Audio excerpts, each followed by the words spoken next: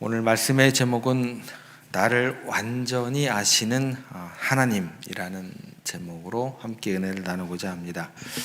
좀 1절부터 12절까지를 한 절씩 한 절씩 계속 이렇게 눈으로 보면서 이제 짚어 나갈 거예요. 성경책을 그대로 펴고 계시고 나를 어떻게 아시는지, 다윗이 어떻게 그 하나님을 고백하는지 함께 생각해 보겠습니다. 우리가 사는 이 시대는 정보의 시대라고 보통 이야기를 합니다. 그런데 이게 정보의 시대이면서 어떤 단어가 좀 우리 가운데 따라오게 되냐면 감시라는 단어가 같이 따라와요. 그러니까 정보의 시대임과 동시에 감시의 시대다라고 보통 이야기도 합니다. 얼마 전에 인터넷으로 본 기사의 내용입니다. 미국 국가안보국 NSA가 있습니다. 거기에 보면 이제 스마트폰 데이터를 통해서 우리에 대한 엄청난 그런 정보들을 알고 있다라는 기사를 읽었습니다. 그러니까 우리들이 이제 휴대폰을 들고 움직일 때마다 이른바 메타 데이터가 쌓이게 된다고 그래요. 그래가지고 디지털 흔적으로 남게 된다고 합니다. 그러니까 데이터 조각 하나하나는 뭐 아무 의미가 없어 보일지는 몰라도 이것들이 모이게 되고 분석이 되면 이제 수사관들에게 굉장히 강력한 도구가 된다고 합니다. 그러니까 그들은 우리가 지금 어디에 있는지, 또 무엇을 이제 하고 있는지, 누구와 함께 하고 있는지 이제 정확히 짚어낼 수 있는 근거가 된다 그래요. 그러니까 누군가를 이렇게 샅샅이 감시하고 있다는 사실, 좀 두려운 일이 아닌가라는 생각을 하게 됩니다. 이게 이제 정보기관은 이제 우리를 수사하고 우리들의 목적이 무엇인지 점검하고 검열하는 그런 것들을 가지고 우리를 추적하게 됩니다. 그런데 여러분, 이제 이런 이제 최첨단 기술보다도 훨씬 더 탁월하고 더 완벽하게 우리를 아시는 분이 계신다라고 성경은 이야기를 해주세요. 그분이 이제 하나님이십니다라고 우리에게 이제 가르쳐 주시거든요. 오늘 시편 139편, 이제 그 시편의 기자가 다윗인데, 다윗이 지금 그 하나님 앞에 서 있음을 이제 시로 고백하게 됩니다. 그런데 다윗은 두려움이 없는 것 같아요. 그리고 그 두려움보다는 오히려 하나님을 찬양하게 됩니다. 왜냐하면 하나님께서는 이렇게 감시하시는 형사가 아니라 사랑하시는 아버지이시기 때문이다 라고 우리가 느낄 수 있게 됩니다. 그래서 오늘 본문을 통해서 다윗이 깨달은 이 놀라운 은혜의 진리를 우리가 하나하나 짚어보면서 하나님의 은혜를 함께 생각해보는 시간 되었으면 좋겠습니다. 다윗의 이제 첫 번째 고백은 이제 선언적으로 이제 시작을 하게 됩니다. 1절 말씀을 보시면 이렇게 기록되어 있습니다. 여호와여, 주께서 나를 살펴보셨으므로 나를 아시나이다. 여기에서 보시면 이제 살펴보았다라는 말은 뭐냐면, 광부가 땅을 파고 들어가서 보석을 찾아내듯이 아주 집요하고 세밀하게 우리를 연구했다라는 뜻이 됩니다. 그러니까 하나님께서는 이미 나에 대한 모든 것 탐색 다 끝나셨어, 이런 선언적인 이렇게 시작이 되는 겁니다. 그렇다면 나를 어떻게 완벽하게 이렇게 연구하신 하나님은 구체적으로 무엇을 우리 가운데 알고 계실까 이제 궁금해지기 시작합니다. 그 결과가 이제 2절부터 시작이 됩니다. 2절에 이렇게 기록되어 있죠. 주께서 내가 앉고 일어섬을 아시고, 나를 탐색하시고 연구하셨기 때문에 나의 기초적인 뭐를 알고 계시는 거예요? 앉고 서는 것. 앉고 서는 건 뭐예요? 행동을 알고 계신다라고 이제 선언을 하게 되는 거죠. 그런데 여러분, 행동만 안다고 해서 그 사람을 진정으로 다 안다라고 이야기는 못하죠. 어떤 것을 알아야 돼요?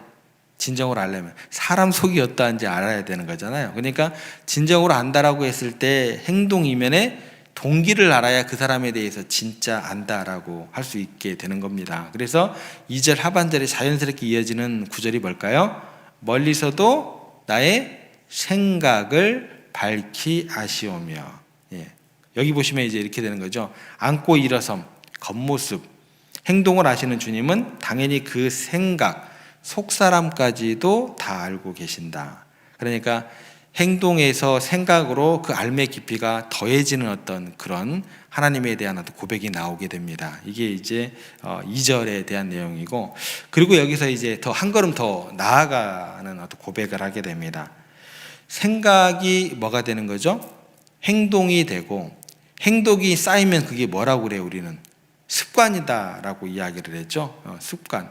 그러니까 습관은 이제 길이 되는 거죠. 하나의 내가 가는 인생의 흔적, 길이 되는 거죠. 그래서 2절에서 내 생각을 아신 주님께서 3절을 넘어오면은 나의 길에 대해서 아신다라고 이야기를 해요. 3절 보시면 어떻게 되냐면 나의 모든 길과 내가 눕는 것을 살펴보셨으므로 나의 모든 행위를 익히 아시오니. 그러니까 내 생각 하나를 아시는 분이 내 인생 전체의 길을 모르실 리가 없다라는 거죠. 그러니까 내가 다니는 낮의 길과 낮의 길뿐만 아니라 어떻게 해요? 내가 쉬는 밤의 잠자리까지 나의 24시간을 익히 또 친숙하게 알고 계시는 분이십니다 라고 고백을 하게 되더라는 것입니다. 자, 그러면 이제 흐름을 보시면 어떻게 되는 거예요?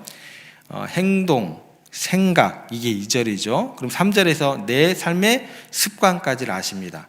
그러면 생각하고 습관이 합쳐져서 밖으로 튀어나온 것이 있어요. 그게 뭘까요?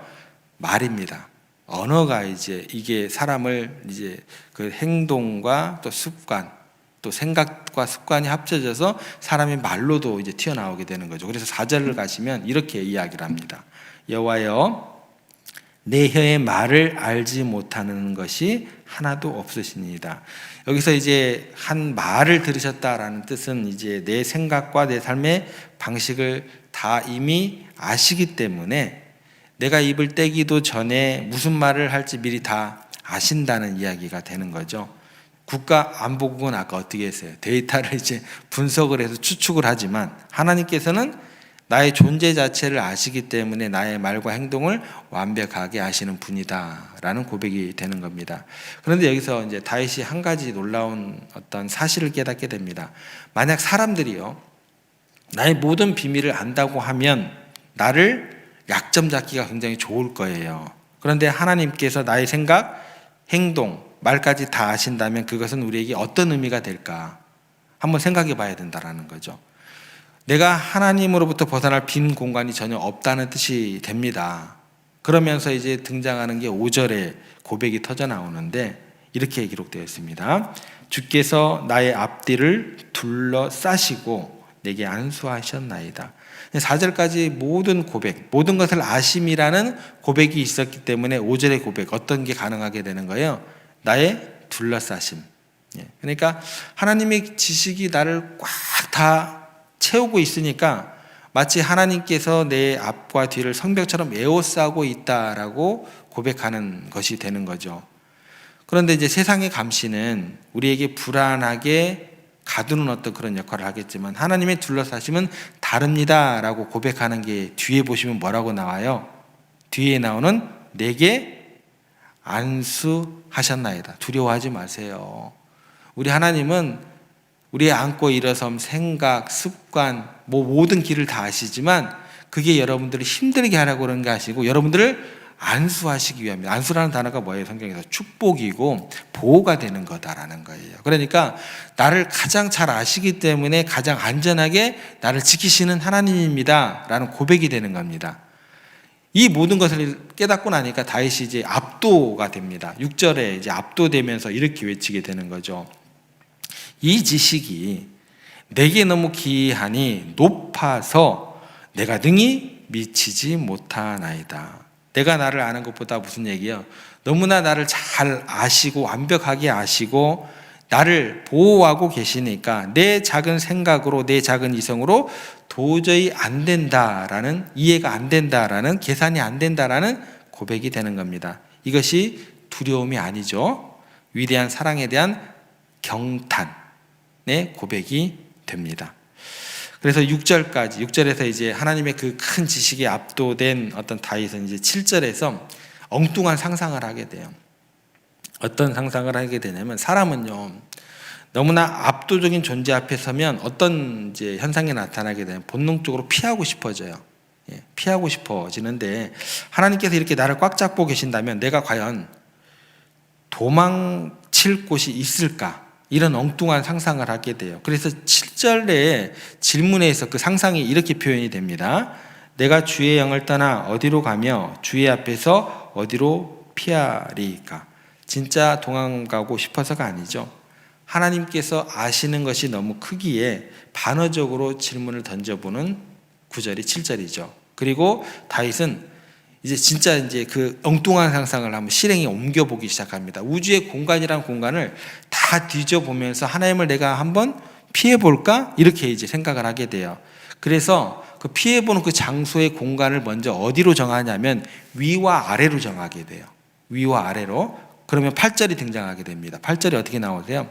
내가 하늘에 올라갈지라도 거기 계시며 수월에 내 자리를 펼지라도 거기 계시니이다. 먼저 위를 어디를 보는 거예요? 하늘. 근데 가장 높은 하늘은 어떻게 돼요? 하나님 보좌 앞이니까 당연히 거기 계시죠. 위는 살펴봤어요. 그럼 어디를 봐야 돼요? 아래죠. 정반대로 아래, 죽음의 세계인 지하 소는 어떨까요? 놀랍게도 거기에도 계십니다라고 이야기를 하는 거죠. 그러니까 하나님은 어디에나 계시는 분이시기 때문에 피할 곳이 없게 됩니다. 위와 아래는. 장소가 하나님을 막을 수 없게 돼요. 자, 위와 아래가 막혔으니까 이제 어디로 가면 될까요? 옆으로 동해에서 서로 한번 가봐야겠죠. 9절 가면 어떻게 도망가는가 나옵니다. 내가 새벽 날개를 치며 바다 끝에 가서 거주할지라도. 이거는 이제 그 동과 서의 문제이면서 동시에 속도의 문제가 이제 같이 담겨 있는 거예요. 빛의 속도로 동쪽, 새벽이죠. 새벽에서 서쪽 바다 끝으로 날아간다면 하나님을 내가 따돌릴 수 있을까요? 이제 엉뚱한 상상을 이제 연속으로 하는 거죠. 그래서 그 결과가 10절에 나옵니다. 거기서도 주의 손이 나를 인도하시며 주의 오른손이 나를 붙드시리이다. 9절에 이제 시도가 있었기 때문에 10절의 결론이 나옵니다. 아무리 내가 빨리 도망쳐도 하나님은 이미 거기에 가 계십니다 라는 고백이 되는 것이죠. 근데 여기서 이제 굉장히 중요한 반전이 하나 일어나게 돼요. 도망친 그곳에서 하나님은 나를 너희놈 하고 체포하는 것이 아니라 뭐라고 나와요? 끝에요? 인도하시며 붙드십니다 라고 따뜻한 표현이 나오게 되죠. 뭐라고 나와요? 나를 인도하시며 주의 오른손이 나를 붙드시리이다. 아, 그렇구나.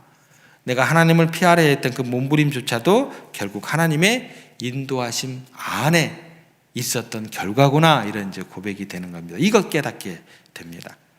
자, 8절에서 공간이었죠. 9절에 위아래도 안 됐고, 이제 9절에서 속도까지, 옆으로 가서 바다 끝까지 가도 안 됐습니다. 그렇다면 마지막 방법이 뭘까요? 여러분 생각하기에 엉뚱한 상상을 한번 해보시기 바랍니다. 마지막 방법이 뭐예요? 바로 숨는 거예요. 숨는 것. 이제 이 한 방법이 남았어요. 그래서 11절에 이제 가정이 나오게 됩니다. 숨는 거예요. 내가 혹시 말하기를 흑암이 반드시 나를 덮고 나를 두른 빛은 밤이 되리라 할지라도 캄캄한 어둠 속에 숨으면 뭐 국가안전국의 감시 카메라도 나를 못 보겠지. 그러면서 이제 뭐예요? 하나님도 나를 못 보겠지, 못 찾겠지 생각하는 거죠. 내가 숨으면 못 찾으실 거야. 그런데 이 마지막 시도조차 12절에 진리 앞에서 와르르르 다 무너지게 되죠. 12절에 보면 이렇게 나와 있습니다. 주에게서는 흑암이 숨기지 못하며 주에게는 흑암과 빛이 같은 힘이다. 왜 그럴까요? 왜냐하면 하나님 자체가 뭐예요? 빛이 되시기 때문에 그래요. 빛 대신 주님께서 오시면 어둠은 어떻게 되는 거예요? 자동적으로 소멸된다라는 거예요. 그러니까 이제 결과적으로 무슨 얘기가 되냐면 하나님 앞에서 숨을 곳이 없는 거예요. 말씀을 정리해 보겠습니다. 서두에 말씀드린 국가안전국의 감시는 우리를 옥죄어 옵니다. 나의 정보가 노출되면 그게 약점이 될 수도 있다는 거예요. 그래서 우리는 숨고 싶어 합니다. 그런데 오늘 말씀을 통해 확인한 하나님의 우리의 아심은 전혀 다르게 접근이 된다라는 거죠. 하나님은 나를 연구하셨기에 내 생각을 아시고 내 생각을 아시기에 우리의 모든 말들을 아십니다. 1절에서 4절까지 그렇게 살펴봤고 나를 너무나 잘 아시기에 나를 앞뒤로 둘러싸고 계신다라는 거죠. 5절, 6절 또 안수하고 계신다라는 거죠. 그러니까 이제 둘러싸여 있기 때문에 우리는 도망갈 곳이 없습니다. 하늘도 수월도 바다끝도 캄캄한 어둠도 하나님의 시선을 피할 수가 없게 됩니다. 7절부터 12절까지 기록된 말씀이죠. 그렇다면 결론은 뭘까요? 도망칠 수 없다면, 우리가 피할 수 없다면 전지전능하신 하나님 품에 안기는 것이 최고의 지혜일 줄 믿습니다. 그래 다윗이 깨달은 거예요. 아, 내가 도망치는 그곳에도 주님이 계셔서 나를 붙드시는구나. 하나님이 나의 모든 것을 아신다는 사실, 우리를 감시하는 CCTV가 아닙니다. 그것은 우리가 어디서 넘어져도 우리를 찾아내시고 일으켜 세우시는 가장 안전한 생명줄이 되신다는 하나님의 사랑의 고백이 되는 겁니다. 사랑하는 여러분, 나를 추적하는 세상의 시선은 두렵지만 나를 따라오시는 하나님의 시선은 어떤 단어로밖에 표현을 할 수밖에 없어요? 사랑이라는 단어로밖에 표현되지 않습니다. 오늘 여러분의 모든 형편을 아시는 주님께 여러분을 온전히 맡기시기를 부탁을 드립니다.